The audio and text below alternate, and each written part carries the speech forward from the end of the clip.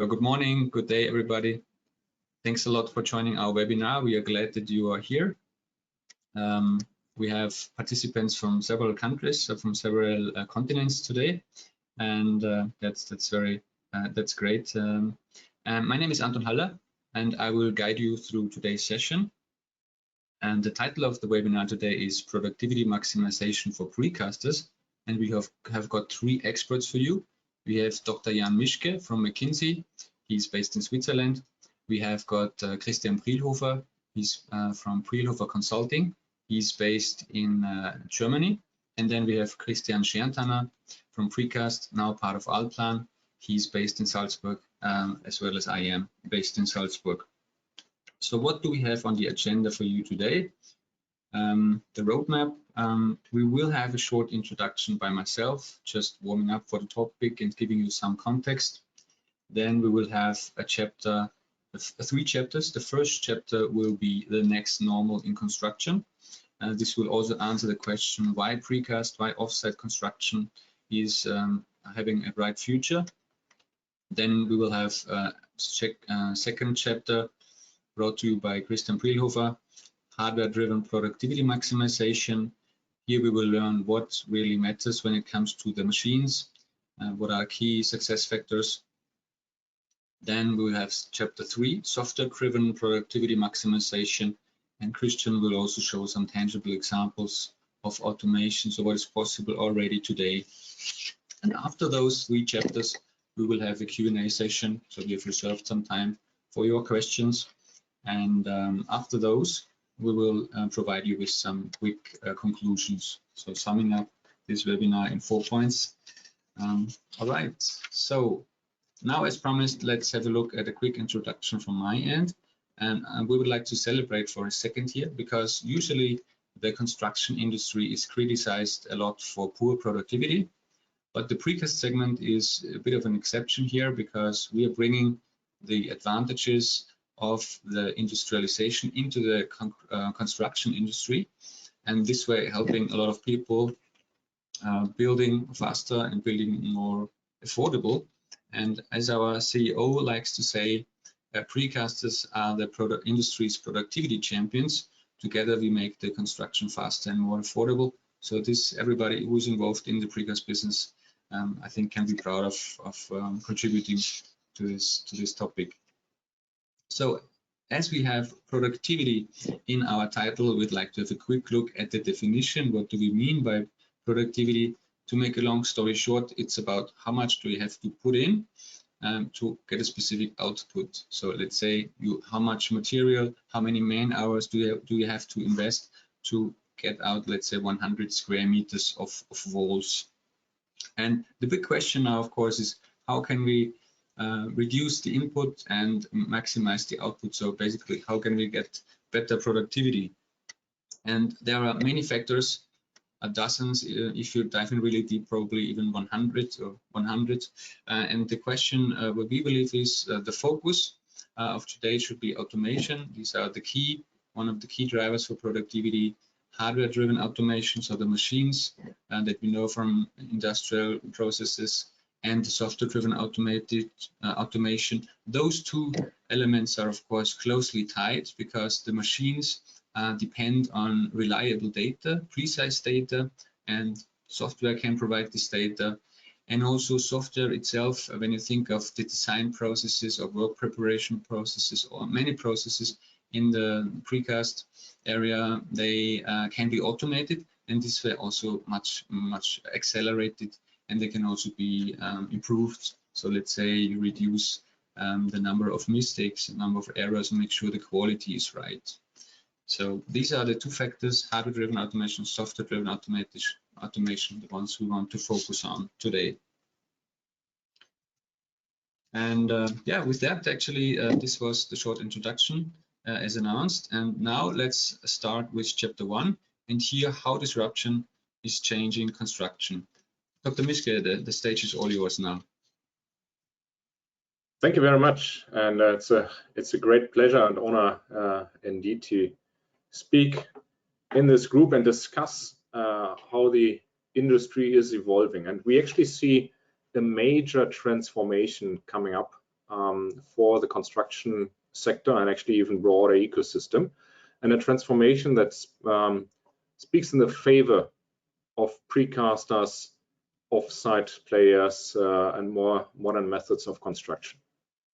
And this is not, of course, only something that we believe, but as we see on the next slide, also something, a broader sense that executives share. We did a survey among executives, and 90% believe that the industry needs to change and that the need is actually becoming more urgent, and 80% believe that the industry will look radically different in 20 years. And COVID is acting as a catalyst of change. So 2/3 actually believe the crisis will accelerate the transformation of the industry, and more than 50% have actually already raised their investment in areas like digitization, like offsite construction, and other areas of change. So now, why is this change necessary? As we see on the next slide, the industry is actually starting in not great a place. It's an industry that has had relatively slow labor productivity growth compared to other industries. It is the second least digitized industry, just ahead of agriculture and farming. It has relatively low levels of productivity in most areas of the value chain compared to the high amounts of risks. And customer satisfaction is often, well, there's a lot of claims and lawsuits and so on. So that's not exactly the type of customer satisfaction you see in other sectors. Now, obviously, this is not the fault of individual companies doing bad things. This is essentially an outcome of market characteristics and industry dynamics that lead here, where customer demand is very fragmented and bespoke and cyclical. Construction is very complex. There's a lot of manual work on site, lots of customization. Regulations and tender approaches are often cumbersome. So we end up in an industry that is very project-based, highly fragmented, usually quite misaligned contractual structures and incentives at the interfaces between the companies involved, and a lot of use of temporary and lower skilled workers. So how is this industry going to change? As we see on the next slide, the primary feature of change, we actually see 9 elements, as you can see here on the right-hand side, where the most important and prevailing one is a shift towards a much more product-based approach. So essentially selling houses or serviced office space or bridges with certain performance guarantees, rather than selling engineering hours, carpenter hours, and what have you in terms of inputs. Now, and that is something we observe now happening more and more, from things like HB Revis Cubes concept, where you really have like a one-page contract for office space that you can adjust and everything, and the back is standardized and shielded from any customers, to like Swiss railroads standardizing 3 types of bridges that they can tender out in future. If we move to such a product-based approach, of course, that will have strong implications for going more modular and going more precast, but it also has another number of other transformational shifts that it favors. So on the one hand, companies will need to specialize more to actually live up to deliver that.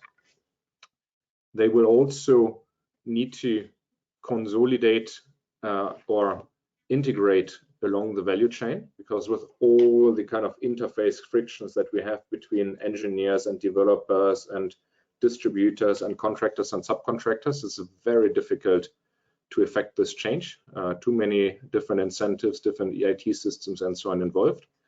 And we also expect major wave of consolidation to actually create the scale of companies, the size of balance sheets and so on needed to make the requisites investments. Requisites investment in more branding and more technology and more human resource and more plant and equipment and facilities, and possibly some more internationalization, although that is a little bit getting a hit from the crisis. This is a shift that essentially other industries like aircraft manufacturing or shipbuilding and so on have been going through in the past. It's a shift that takes decades to do. It is also something that has certainly been imagined for the construction industry for a while, but we see that it might be happening, or we see that it actually is happening now. And the reasons are essentially the emerging disruptions that you see bottom left. So on the one hand, industrialization technologies are changing. So with Industry 4.0, it's relatively easy to have manufacturing and automated production with lot sizes of 1. So fully customized outputs, but fully automated production on site. I think precasters have been doing that for a while, but it's now also more and more possible with fully serviced modules like entire bathrooms equipped and the like. The other things are changes in materials, the shift to more sustainability that is to an extent favoring lighter weight materials like wood or light gauge steel frame that are easier to transport. But also in the concrete space, there are discussions that low carbon types of concrete that are usually slower healing would favor actually a shift off-site. There's all the digitization, of course, that shifts much of the decision making much more to the front end. But also very importantly, it's just a shift in mindsets and players. So when we spoke to executives a few years ago about some of those shifts, there was a certain level of disbelief. But when we do that now, essentially everyone is making up their strategies, defining their positions, and looking ahead what the roadmap will be for them. So if we move on to the next slide, what that actually means for the entire value chain is that in those kind of segments of the value chain that are most affected, like initially hotels or hospitals or data centers, so relatively high value structures with a high degree of standardization opportunities, is that in the value chain, a large share, 20 to 30%, could be captured by offsite construction or production firms. That comes at the expense of particularly, of course, on-site general and specialized contracting. And then there will be also quite some shifts in the back end of the value chain that may or may not be captured by offsite manufacturers, but could actually also for a long period, like 10, 15 years or so, be opportunities for additional product profitability in those stages. Like developers can benefit from much more earlier decision making using BIM libraries, ordering offsite modules that takes risks out, that reduces timelines, and this way massively reduces capital costs. Design and engineering firms will use automated generative designs, object libraries, and so on, and might actually merge as integrated R&D facilities with developers. And material distributors, of course, will have much larger and much more consolidated companies to sell to than the current fragmented side-by-side approach. But most importantly, of course, what is the opportunity now in modular, and with that also for precasters? As on the next page, we actually see that so far already, the schedule for compression of construction projects by 20 to 50% is well feasible. On the cost side, the reality is that currently the cost levels are usually quite comparable between traditional and offsite modularized construction. But with industry learning curves, that's what other industries have also done. With more scale, with more volume, with more repetition and learning over the years, we estimate that it could become 20 to 40% more cost efficient to go offsite. There's much more reliable, that is very important to de-risk projects. And of course, the quality can, if properly done, be much higher than all the on-site tweaking and twisting. So a huge opportunity for offsite and modular companies, a huge opportunity for precasters ahead. And with that, thank you very much, and over to getting more into depth of precasting. Perfect. Thanks a lot, Dr. Mischke, for this exciting picture. about the industry. Actually, some of it also we experience is happening today. So it's not only about the future, it's also about the present. About questions, just a quick reminder. So everybody feel free to just use the question box to share your questions, and we will come back to those later in the Q&A session. And now let's have a look at the machines. Christian Prilhofer has prepared some slides on hardware-driven productivity maximization for you. Christian, are you ready?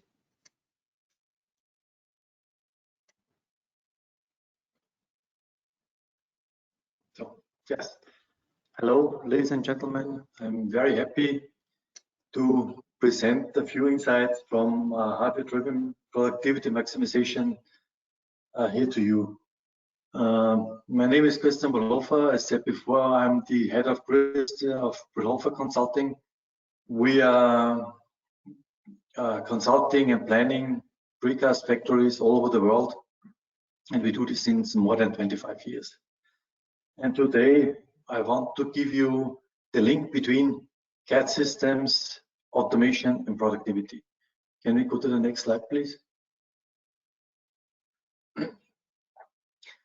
The big difference, as said from Dr. Mischke before, between construction industry and other mass productions is the construction industry currently is just producing prototypes.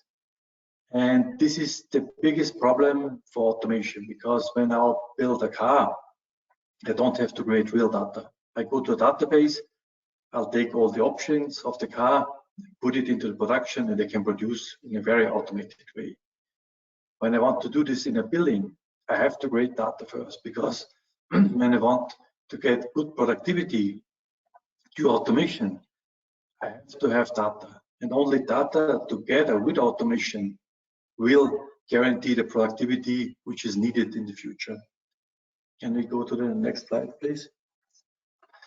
The next slide is from the past until today. What you see here in Middle Europe, Germany, Austria, the Benelux countries, the half slab is a very common product.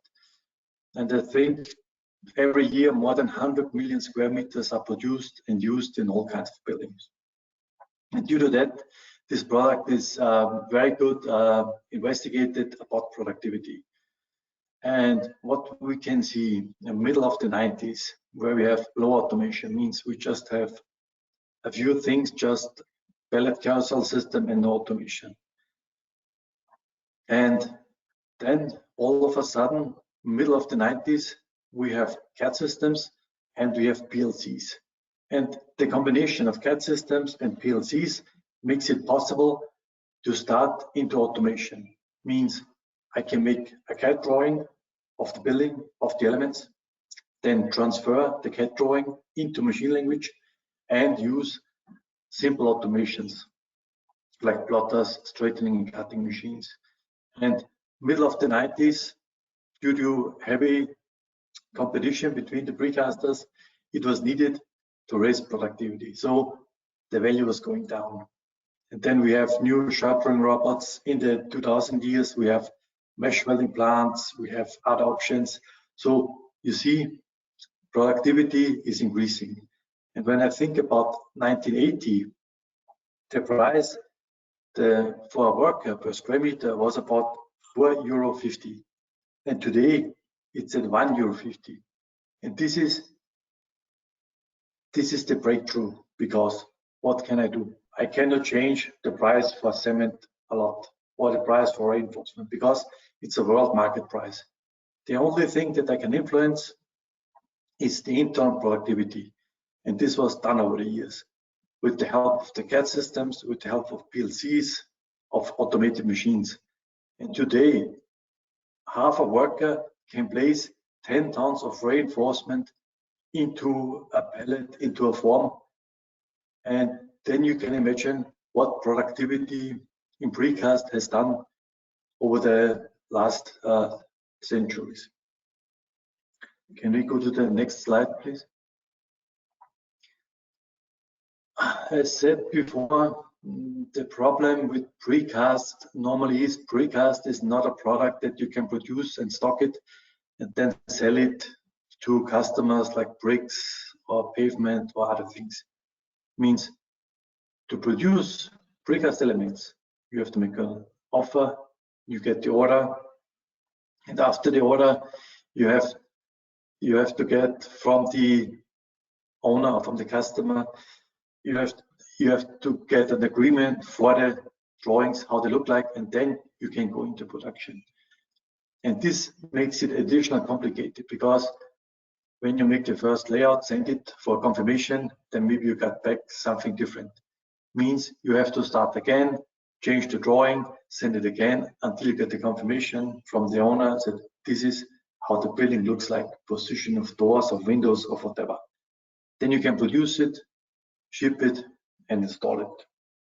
Next slide, please. A lot of producers are talking about automation, and also a lot of companies that are selling automated machines, they're always talking about automation.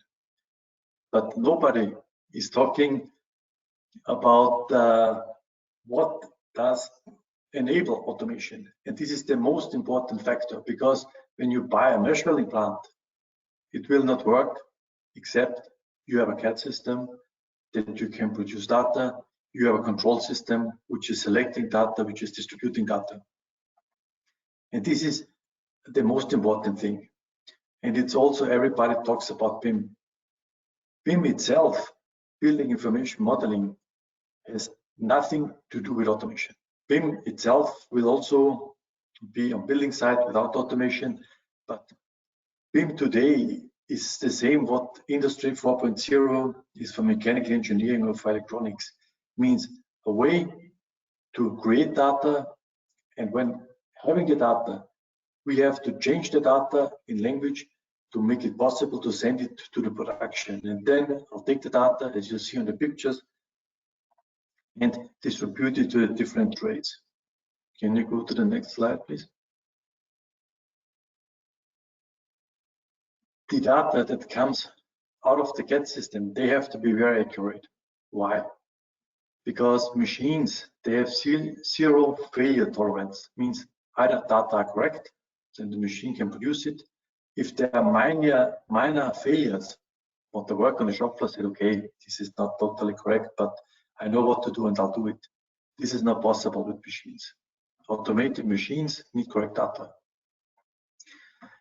But correct data means I have to make a virtual part, a virtual building, then transfer the virtual building into parts, because precast means I'll take a whole floor and split it in transportable parts, means 2.5 meters wide and length of a room, for instance. So who does this? This has to be done in a CAD system in an automated way. This means I have to recalculate all my connections. I have to recalculate the reinforcement. I have to see where are the fixtures. They should not be in the middle of the part, they should be somewhere. I have to create reinforcement data to produce it in an automated way. But at the end, it means I have to specify every bar in diameter, in length, in bending forms, in welding points. And all this must be done in an automated way. Why? Otherwise, I would get a lot of people in the technical office to save a few workers in the factory. And this should not be the case for automation. It means I have to have automation in the CAD system. This is what you will get on that presentation later on. And with this automation, we get automation in the production with data. And having this virtual part, I have to transfer it into machine language. And this is the key. The key, and a lot of CAD systems, they say, okay, we can do this, but how can I fill the interface? 10%, 20%, or 100%? And with a full automated plant, I need 100% information in the interface. Otherwise, I cannot produce. The interface are like UXML, PXML, and in the future, IFC for precast. Next slide, please. Can you go to the next slide, please? Oh, thank you. How does automation start? As you see here, this is just so-called large-scale plotter. 25 years ago, when we had CAD systems and we were able to take data, we take HTML files and have a big plotter, and the plotter was plotting the information one-to-one on the steel form, and this was a huge increase in productivity. Why? The workers, they don't have to measure. When the machine was gone, they can see in 1 second how the element looks like, where are the openings, where are the fixtures, where are all these things. And the other big step in the beginning was the straightening and cutting machine. This enables the producers to go away from meshes. They have to be transported, cut. You have to have a lot of waste, to a machine that makes individual bars. But in one element, there are about 100 bars. So how can somebody at the machine go there and put manual in diameter, length, bending form? With CAD system, it was possible. At the beginning, with a floppy disk, you go to the machine, you put in the floppy disk, you have the data, and then you just press a button and start. So the machine starts to make the bars, to cut it, to make spaces on the bars. And this was also a huge jump in productivity at the beginning. And when having low labor cost, it is also a way to start, because with these two machines, the plotter and the straightener, you make the biggest jump in productivity compared to working in a full manual way. And go to the next slide, please. Can you go to the next slide, please? Yeah, thank you. What do we have today? Today we have machines like shuttering robots. This machine is placing the steel forms that forms the element in an automated way, marks all the things like a plotter, and is also, after the process is finished, removing the parts. Means with such a machine, I can save, when having an output of about, let's say, 120 square meters, I can save 3 to 4 workers, which is a lot. On the other side, you see the mesh welding plant. The mesh welding plant is a machine that makes individual meshes according to CAD design, with the advantage to have different diameters, longitudinal and transversal, in one mesh. It means I don't have to add bars, and I have 0 waste because the mesh is made according to the geometry. And after making and bending, automated, placed into the steel form, into the pellet.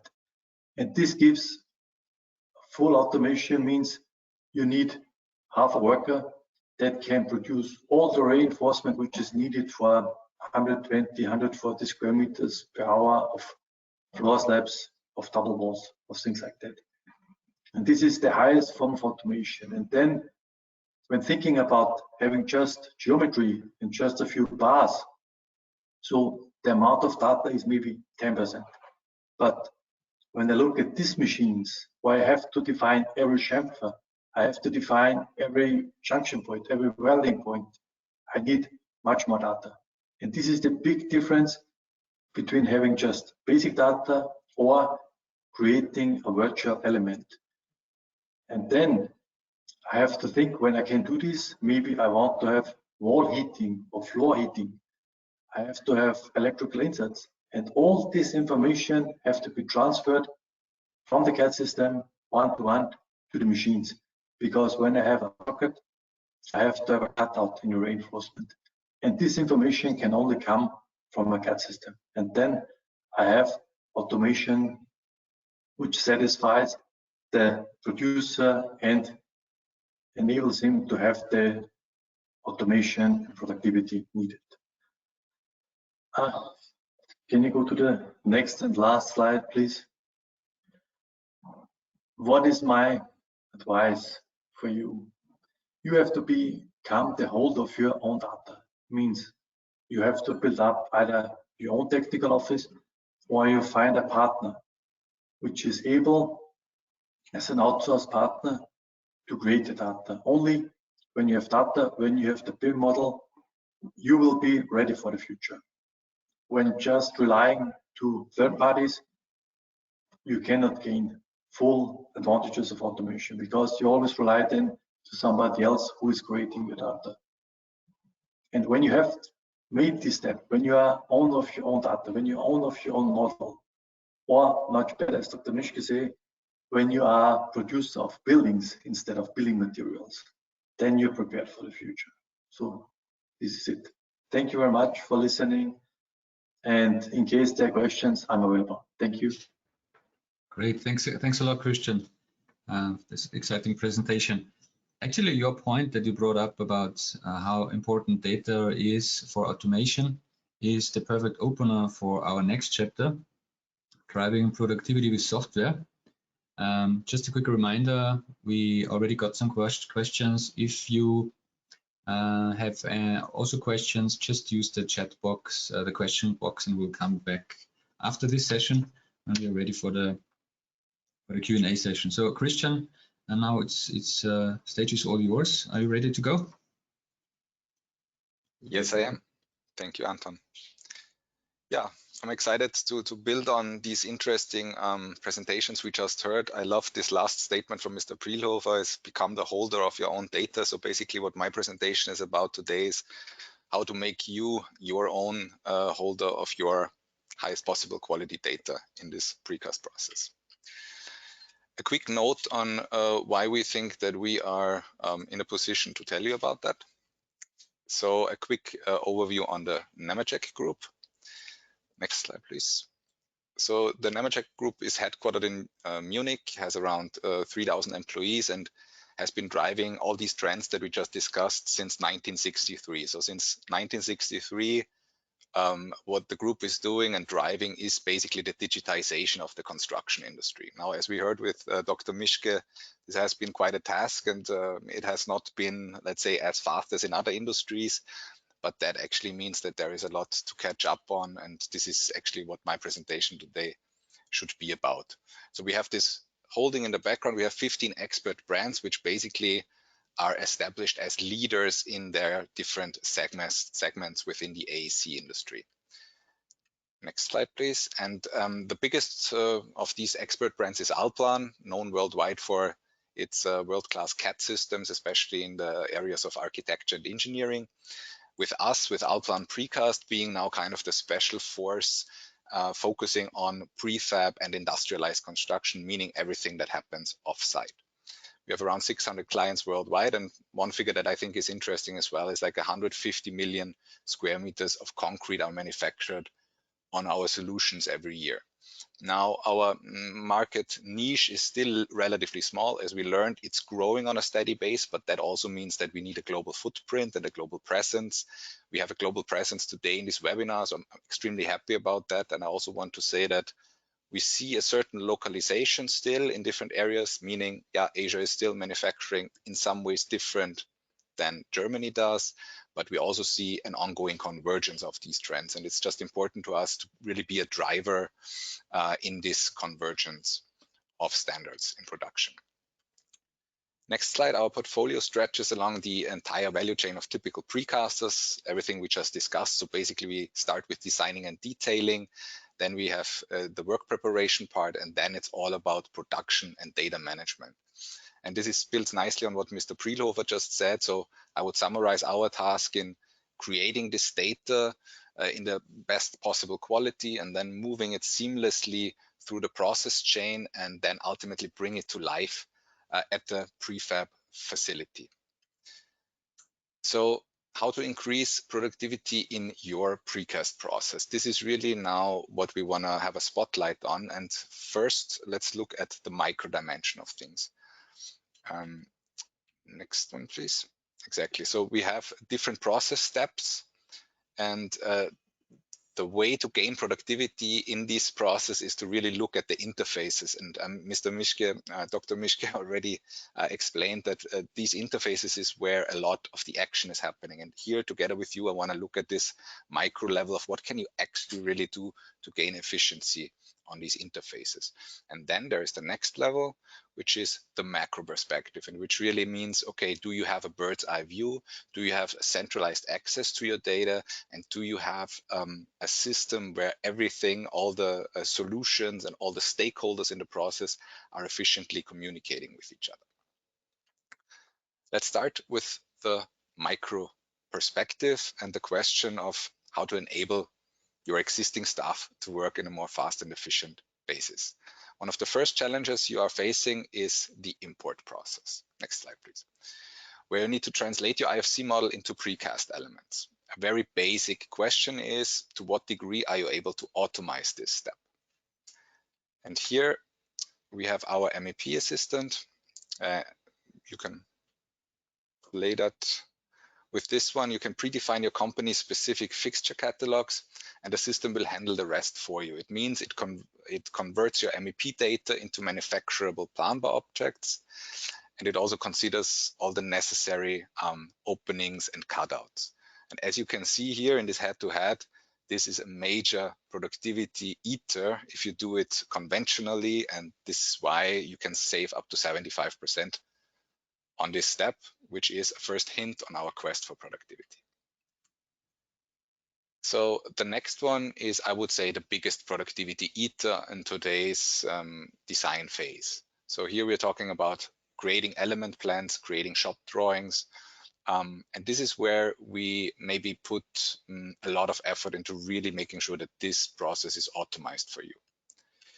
So what it does, it creates a shop drawing of the desired element at the click of a button. And you will get your individualized layout with automatic dimensioning and adjusted reinforcement. And the keyword here is really manufacturability. And Mr. Prilhofer mentioned this many times. It's really about always the question, do you have the right standards in the background already considered? Meaning, what kind of material do you have available? What is the dimension of your precast facilities? And are you able to manufacture what is going on? And of course, the 100% synchronicity between the model and the plan is also something that is of the essence, as you can see here with these cutouts. Whatever happens in 3D happens in 2D, and this play and this consistency between 2D and 3D is another USP that this technology offers. And if you look at this picture now, this factory, this kind of digitized workflow in the factory is something that is very dear to us. It's almost like an IKEA approach, as we call it. So you give the production staff the possibility to really only see what is necessary to see at a certain step within the production process. This is extremely important, and it might seem a minor step of digitalization, but it actually, according to the feedback from our clients, is one of the main productivity winners in this process for them. Let's talk about BIM for a second. So mostly BIM is talked about on a macro level and data and translating data, understanding data, but let's look at this at a micro level. So the question we asked ourselves is, what does it mean to have a true BIM workflow within the design process and within the designing and detailing process? And the key question is, in what way and how efficiently are you able to split tasks among the stakeholders and the different roles? And here our BIM booster takes an approach where it identifies equal or similar parts. So this means you don't have to do any repetitive tasks. You add a fixture at one part and all the similar equal parts, the fixture will also be added. And it creates then multiple detail views, which means it enables, for example, a modeler to just take care of geometry and fixtures, and several detailers at the same time on the same model make their shop drawings, make their reinforcement ready. And this for us is really, in a micro perspective, a really and true BIM workflow. Now talking about making processes easier. Now we talked about, okay, you have your stuff ready. Now the question is, and this is coming more and more, our clients say it's more and more difficult to actually get access to skilled workforce. And here there are several takes on this, and one of them is definitely parametric design. So let's talk about Python parts for a second. So this is a major pain point, as I said, of our clients. And in short, what parametric elements do is they minimize the need for repetitive workflows for simpler structures. And as you can see in the video, with this staircase, what it does, it actually makes the interaction with the part very intuitive. And even a user that is not familiar with the standard CAT workflows can use, adjust, understand what is actually going on. So what we see here is actually a trend to open expert work to a broader segment of the workforce. So the question is really, where do you need experts? And as experts get scarcer and scarcer, you have to find a way to open this expert processes up to a broader audience. And a great example for that is also visual scripting, which takes it kind of to the next level, where you don't even need development skills to program a part, but you can actually just use parameters and use an optical and kind of a visual interface to program your part by putting everything into a logic consistent flowchart. So again, this is the trend. The question is scarcity of workforce, and the answer is making process simpler. A nice example of what PPVC, what parametric modeling is in real life, is this PPVC structure, very popular in Asia. And it's really a great example because of its high degree of standardization. These kind of modular construction is an ideal candidate for parametric modeling, and you can basically create this kind of super productive workflow. It's a trend. It has its definitely its challenges. Dr. Mischke also talked about it. You have certain logistical challenges connected to it. But when you, of course, manufacture three-dimensional units of site, this has quite some advantages. You're faster, you're safer, your process is cleaner. And that makes it definitely something to stay tuned on.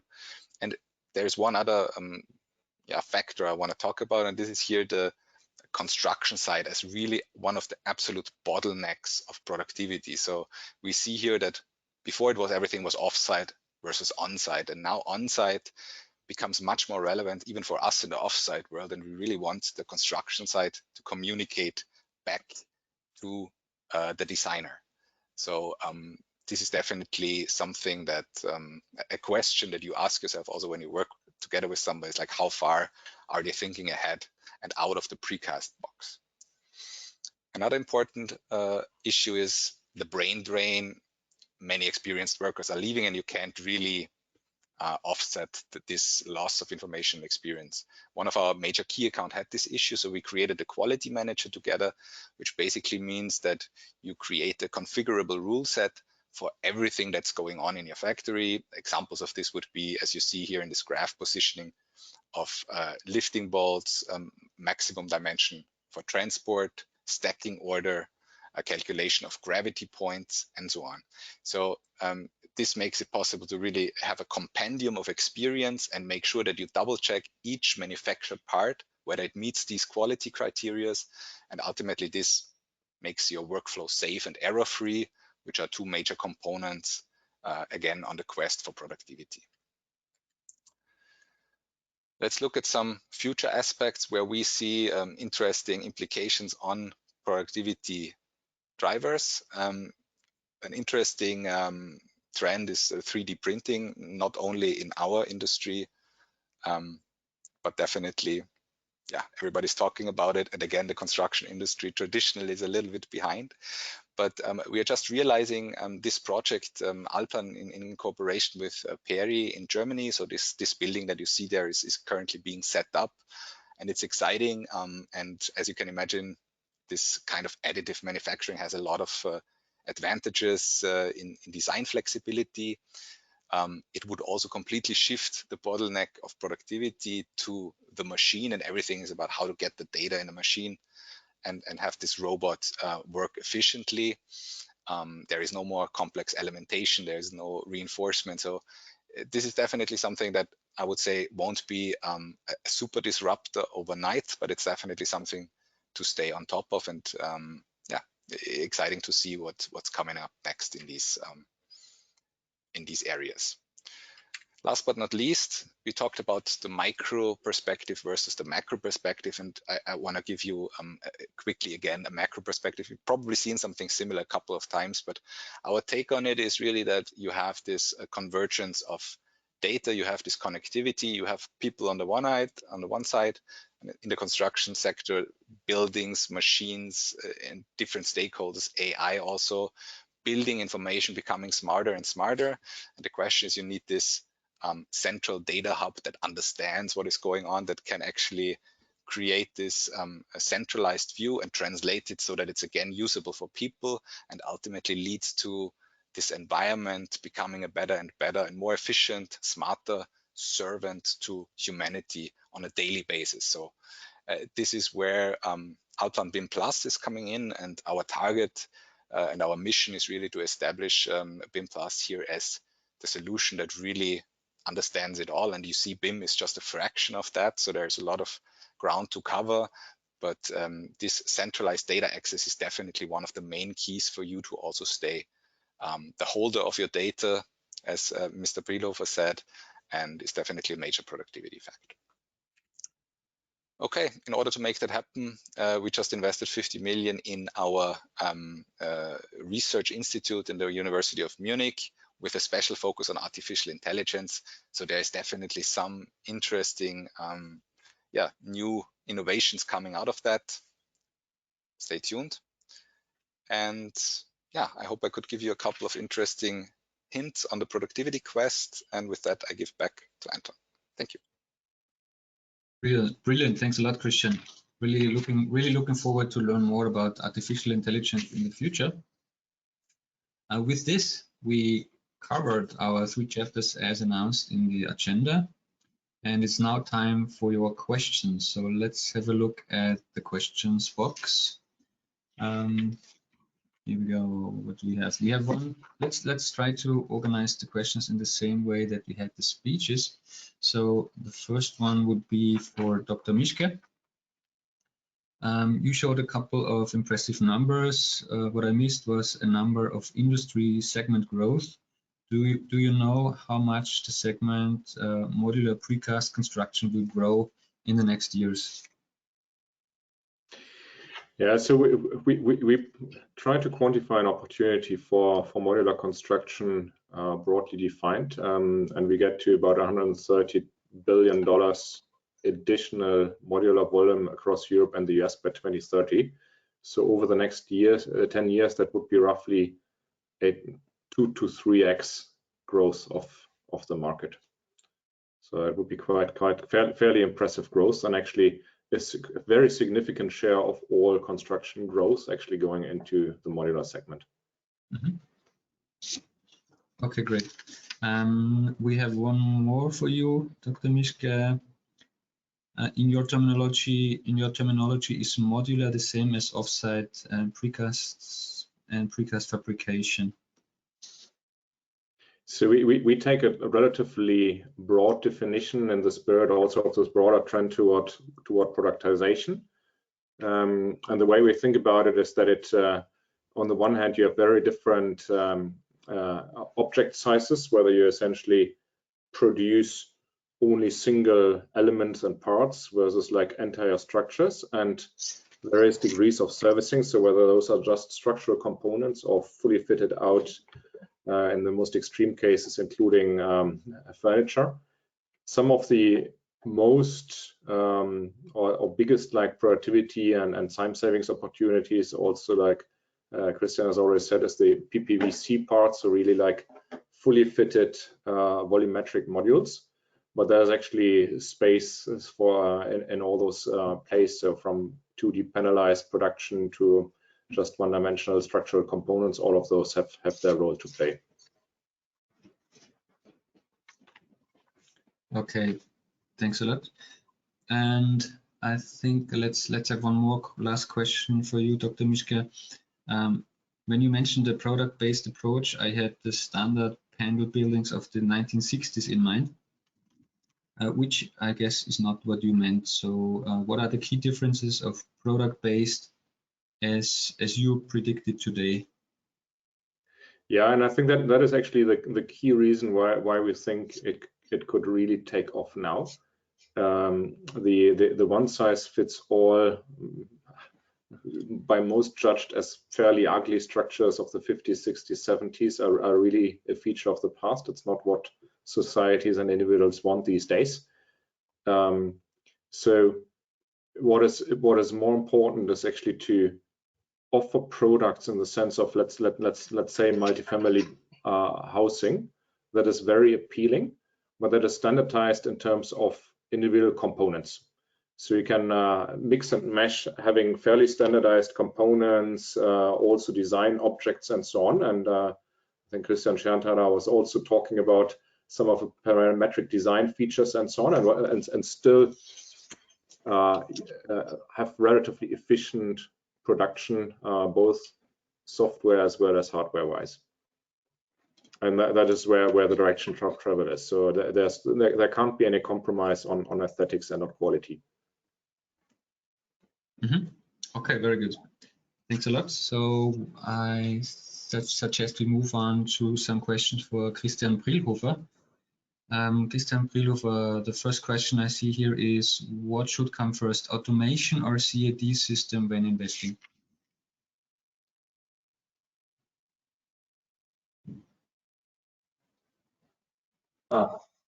This is a very interesting question. This is the question, do you want to learn it the software or the hard way? And I would say 60% learn it the hard way, they buy automation and then think about how to get data. The software is, you have to invest in a CAD system, you have to invest in your product. And when having the data to get automation is simple because you are prepared. When you buy, let's say, you're a precaster and you have a production, you buy a mesh filling machine, and then finding out you cannot produce data, then you have the machine, you have an investment of about between 2 and 4 million euros, having a machine, and then start to invest how to get data. I don't think this is the right way, but a lot of producers currently are going the hard way. They buy automation, then finding out they cannot use it, and then to have to upgrade the CAD system. And then having a machine half a year not producing the way it should, this shouldn't be the right approach to automation. Perfect. Thanks a lot, Christian. We have another one that's aimed at you, Christian. What is machine language, for instance, UXML? Yeah, this is the thing. This has been developed over 25 years. When starting automation, you have a producer of a CAD system and the use of a CAD system, and then you have automation. And how do you then transfer the data? And in the beginning, it was that way that the CAD producer said, okay, I'll give you information like lines or other things on layers, and then you have to take these layers and you have to take the information, and then you make your automation with that. And then the big challenge comes when you change the CAD system or you change the machine, you have to start again and again. So the company is called Unitechnik. They say the only chance to get rid of this problem is that we create an interface, an open interface, and publish it so that everyone is able to use this interface. And in this interface, you have all the specification, how to transfer data from a CAD system, from any CAD system to any machines. And at the end, this was the breakthrough, because then when you talk to a supplier of an automated machine, you don't have to have 20 meetings and definitions. You just give him the advice that take the interface description, only come, I don't know, 10.0, read it, and then prepare your machine that you receive data in this format. And the same on the other side, when you change the CAD system, you don't have to talk for hours. You only say, I have machines, and the machines need data according to this interface. And this was the breakthrough in Europe in the automation, that we have defined interfaces and everybody who's coming are working according to this interface. And this is a big problem for some CAD producers, that they tell you, yes, we have this interface. And what do you put in the interface? Yeah, the name of the building site, and I don't know what. You need everything. And this is what you have to see when buying a CAD system and having automation. You have to tell this supplier of the CAD system, we need 100% of the automation coming through this interface. Like this is like a printer driver. And for the printer driver, the hardware and software doesn't matter. You transfer what you have to print in printer language, and the printer is printing it. And same with this interface. You transfer all the information of the product, geometry, concrete quality, concrete volume, into machine language. You go to the master computer takes it, distributes it to the different machines, and then you can produce in an automated way. this is the reason why this interface was invented. Perfect. Okay, thanks a lot, Christian. Looking at time, we are doing good.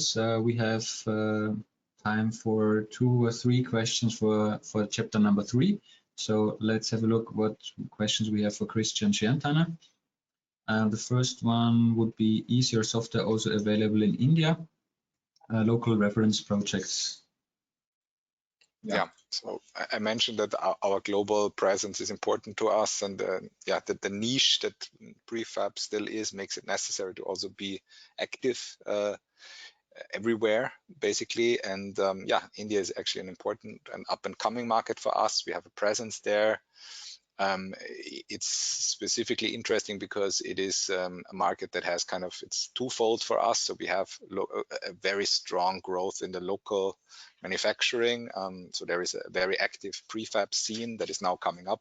There's also very strong modular, like 3-dimensional offsite construction. It's becoming increasingly popular. So that is very interesting. We're involved in that. There's also an outsourcing scene where, of course, we have a lot of skilled workers available, and manufacturers from all over the world are trying to benefit from that. So we have design offices that are also kind of a target group for us. And yeah, we have successful projects in both segments. If you want to know more, please reach out to me directly. But let me also say that I'm sure that the way that the Indian market is growing is definitely also means for us that it's that we want to grow with it, and we still have a way to go to be where we want to be in India. Thanks a lot, Christian. It's now 2 minutes till the end, so I suggest we do 1 more questions and then we sum up. So the last question will be also for Christian. If I want to use Python parts, what do I need to do?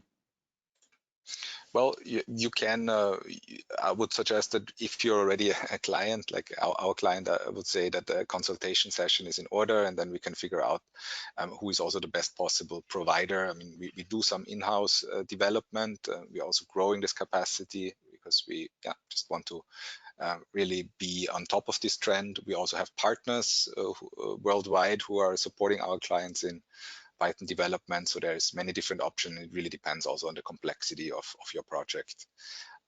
So yeah, I would suggest a consultation, and then we take it from there. Perfect. Thanks a lot, Chris. So we have 7 more open questions. Unfortunately, we cannot cover them in our call today as time is running and we want to be conscious of your time.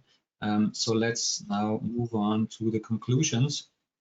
Christian, I hear a small echo, I think.